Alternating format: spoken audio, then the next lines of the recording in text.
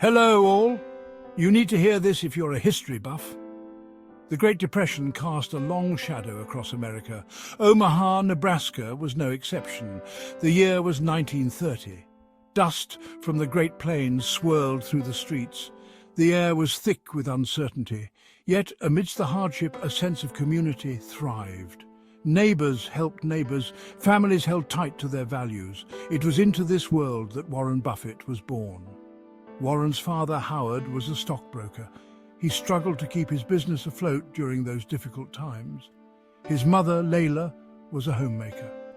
She provided a warm and loving home for Warren and his two sisters, Doris and Roberta.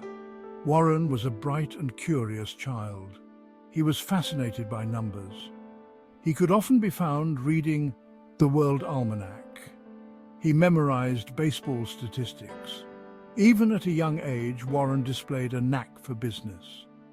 He collected and sold used golf balls. He hawked Coca-Cola door to door. He even had a paper route, delivering the Omaha Sun to his neighbors. Each endeavor, no matter how small, fueled his desire to learn and earn. Little did anyone know, this young boy from Omaha was destined to become one of the greatest investors the world had ever seen. The seeds of his future success were being sown in the heartland of America. He learned the importance of hard work. He discovered the power of compound interest. And he developed a deep respect for the value of a dollar. These early experiences would shape his investment philosophy and guide his path to becoming the legendary Oracle of Omaha. Warren's entrepreneurial spirit blossomed.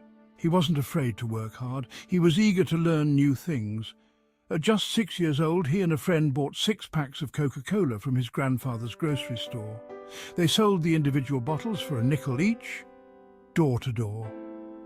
Later, he expanded his entrepreneurial ventures. He collected and resold lost golf balls. He even started his own horse racing tip sheet, Stable Boy Selections. At 11 years old, Warren took his first plunge into the stock market. He bought 3 shares of Cities Service preferred stock. He purchased them for himself and 3 for his sister, Doris. Each share cost $38.25. This was a significant investment for a young boy in the 1940s. His father, a stockbroker, had instilled in him a fascination with the market. Warren pored over his father's stock manuals. He listened intently to conversations about business and finance. This first investment was a pivotal moment.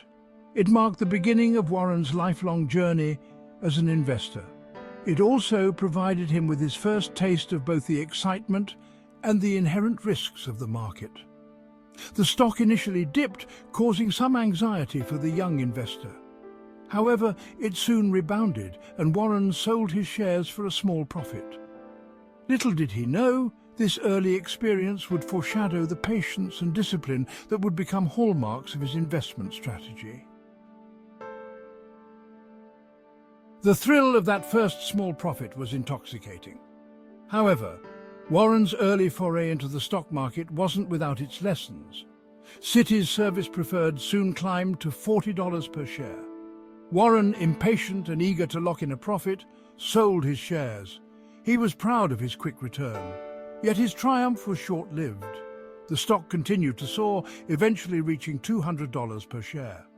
This experience left an indelible mark on the young investor. It taught him one of the most valuable lessons in investing: patience. He realized that short-term gains could pale in comparison to the potential of long-term growth. He vowed to avoid repeating this mistake. From then on, Warren approached investing with a long-term perspective. He looked for companies with solid fundamentals. He was willing to hold on to his investments for years, even decades, if he believed in their potential. This early experience was a turning point.